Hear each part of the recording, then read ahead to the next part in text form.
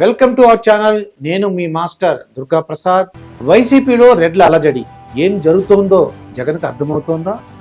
కీలకమైన ఎన్నికలు నువ్వా నేనా నుండి నువ్వా మేమా అన్నట్టుగా మారుతున్న ఫైటింగ్ సీన్.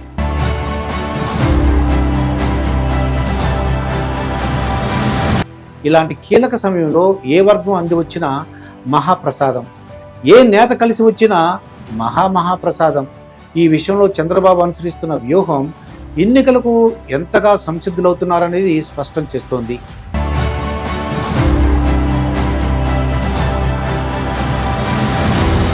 ఇదే సమయంలో కీలకమైన రెడ్డి సామాజిక వర్గం వైసీపీకి దూరమవుతున్నట్లు కనిపిస్తోంది.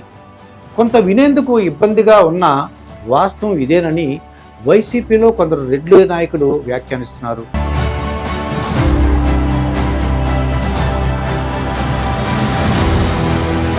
గత ఎన్నికల ముందు టీడీపీలో ఉన్న మోదుగుల వేణుగోపాల్ రెడ్డి రెడ్డి నాయకులను సామాజిక వర్గంలోని వారిని ఏకం చేసే ప్రయత్నం చేశారు.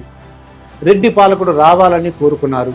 ఇలా కీలకమైన నెల్లూరు, ప్రకాశం, కర్నూలు జిల్లాల్లో రెడ్డి నాయకులు ఏకతాయిపైకి వచ్చి వైసీపీకి పట్టం కట్టారు.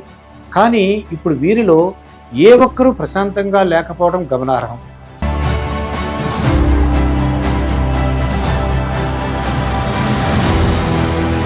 సీఎం జగన్కు కుడిభుజం వంటి నాయకులు ఒక్కొక్కరుగా పార్టీకి దూరమయ్యేందుకు ప్లాన్ చేసుకుంటున్నారు.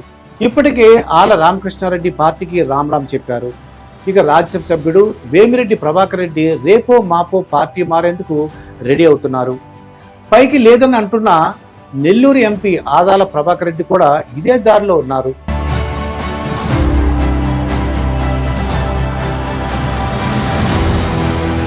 ఇక ఎమ్మిగనూరు ఎమ్మెల్యే చెన్నకేశ్వరరెడ్డి పైకి బాగానే ఉన్నప్పటికీ బీసీకి ప్రాధాన్యం ఇవ్వడంతో ఆయన కూడా సైలెంట్ అయ్యారు. మరోవైపు గత ఎన్నికలకు ముందు రెడ్లను ఏకం చేసిన మోదుగుల అసలు అడ్రస్ లేకుండా పోయారు.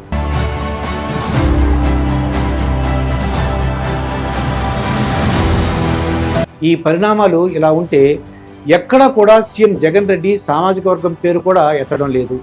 పోనీ పదవులైనా ఇస్తున్నారా అంటే అవి ప్రజాబలం లేని వారికి కట్టబెడుతున్నారు. ప్రస్తుతం ఉన్న సలహాదారుల్లో 70% మంది రెడ్లు ఉంటే వారు ప్రజల నుండి ఒక్కసారి కూడా గెలుపు గుర్రం ఎక్కిన వారు కాదు. పైగా పార్టీని ప్రజలకు తీసుకెళ్లే సమర్థత ఉన్నవారు కూడా కాదు. మరోవైపు నా ఎస్సీ, నా బీసీ అంటున్నారే తప్ప రెడ్డి వర్గం గురించి పట్టించుకోవడం లేదు.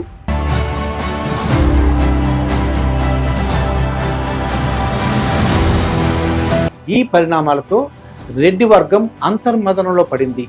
వచ్చే ఎన్నికల నాటికి వీరు ఏదైనా నిర్ణయం తీసుకుంటే అది అంతిమంగా వైసీపీవే ప్రభావం చూపిస్తుందని అంటున్నారు పరిశీలకులు.